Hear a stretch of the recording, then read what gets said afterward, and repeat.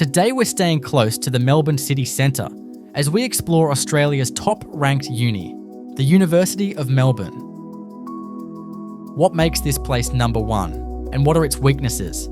Should you study here or look elsewhere? Let's find out all the pros and cons of Melbourne University. University of Melbourne, University of Melbourne. You can tell there is something special about the University of Melbourne just by touring the campus. It's the second oldest uni in Australia, having been established just 3 years after the University of Sydney in 1853.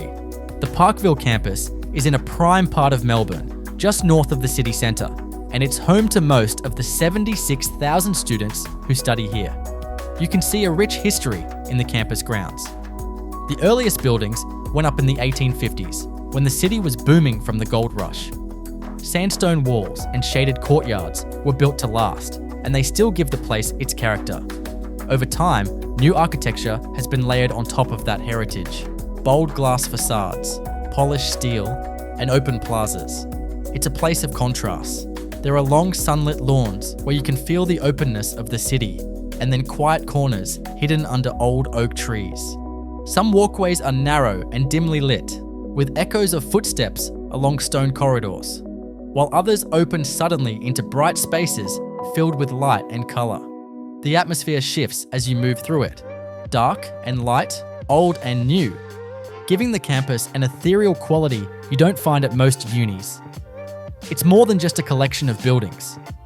It feels like a living museum of Australian higher education, a place where history, architecture, and scholarship have grown together for more than 170 years. For students, the architecture and beauty of the campus is wonderful, but far from everything. One of the major draws of Melbourne Uni, and which allows it to charge high fees, is its ranking. By most methods, the University of Melbourne consistently ranks among the top 40 universities in the world. It's comfortably the highest ranked in Australia. Exceptional rankings show that the uni is a research powerhouse, building a strong reputation among academics around the globe for producing high-volume, high-quality research studies. That's what uni rankings mostly measure. With rankings and prestige comes high demand for places. Melbourne University is the hardest in Australia to enter, with an acceptance rate of around 23%.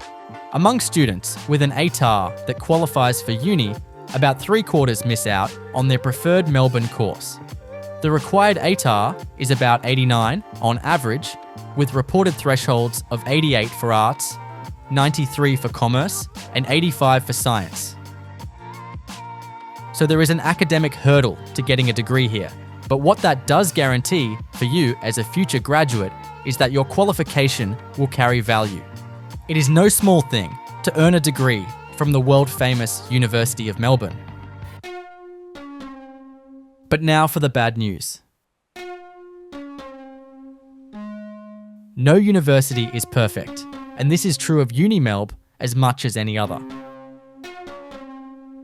When recent graduates are surveyed about how happy they were with their course, close to 75% of Melbourne Uni graduates report being satisfied overall. That sounds okay, but it's actually just below the national average. Despite so much going for this uni, 1 in 4 grads are disappointed. Looking into survey results, skills development was reported as below par, showing that many students didn't feel their degree helped them build practical or professional abilities. The weakest area was student support and services, where only around 63% rated the uni positively. This refers to the help students receive outside the classroom. Things like enrollment, orientation, career development, and general assistance. On the brighter side, interaction with peers was rated above average, suggesting that while the formal support may be lacking, the student community itself is strong. The figures highlight that uni rankings have little to do with the quality of your education. Graduating from this university signals that you're smart, but it's because you were smart to begin with, not because the instructors did anything extraordinary. The housing situation for Melbourne Uni students is tricky, but you have options. Being so centrally located, rents near the campus are high. There's lots of student accommodation, but you do pay a premium price for living within walking distance. Many of the residential colleges and university-run apartments are excellent but expensive, often costing between $400 and $700 a week. Most students look for cheaper options in nearby suburbs like Carlton, North Melbourne, and Brunswick, where private rentals and share houses are easier on the budget. Rooms in share houses usually range from about $200 to $500 a week, depending on size, condition, and distance from campus. Because the campus is so close to the city, commuting isn't hard. The area is covered by tram routes, buses, and bike paths, so even students living a few suburbs away can reach their classes in 20 to 30 minutes. Public transport is reliable, and many students cycle or walk when the weather's good. Vacancies can be tight though. Melbourne's rental market has been running hot for years, with very low vacancy rates across the inner city. So while there's plenty of housing in theory, competition can be tough at the start of each semester. You'll need to apply early and be prepared to move quickly once you find something suitable. University life at the Parkville campus has its pros and cons as well. The big plus is that it's located near the centre of a major city. Melbourne is famous for its food and coffee culture. Every block has small cafes, bakeries, and late-night restaurants filled with students and young professionals. It's also a city of art. Street murals, galleries, and small creative venues are everywhere. Then there's the music scene, from buskers on Bourke Street to live bands in pubs and bars across Fitzroy and Collingwood. Sport is another part of Melbourne's identity. The MCG, Amy Park, and Marvel Stadium are all nearby, hosting everything from AFL and cricket to soccer and concerts.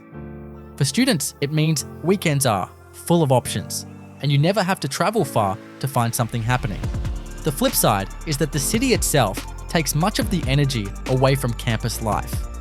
Many students commute in for classes and then head home or spend time elsewhere in the city. The result is a campus that can feel a bit quiet compared with regional universities, where almost everyone lives nearby and student life revolves around the campus. Even so, because Melbourne Uni is so big, there's plenty to do if you want to get involved. There are hundreds of clubs and societies covering every interest imaginable, from music, sport, and gaming to culture, politics, and professional fields. Joining one or two early on can make a huge difference, especially for international students looking to meet people and settle in. The weather plays its part too. Melbourne is cooler and cloudier than most Australian cities, and famous for changing quickly. You can get sunshine, wind, and rain all in one afternoon. Some students find it unpredictable. Others find it atmospheric, the kind of city where cloudy days and laneway lights make everything feel alive. A final thought on whether the University of Melbourne is right for you, especially if you're an international or postgraduate student paying full tuition fees. The uni charges high fees, so it's important to get rewarded for that. A university's reputation matters more for your future pay in certain fields compared to others. The payoff from getting a degree from the prestigious Melbourne University is highest in fields like finance, economics, law, and management consulting, areas where big firms use university brand to screen applicants. In technical areas such as engineering and analytics, job performance and results soon outweigh prestige.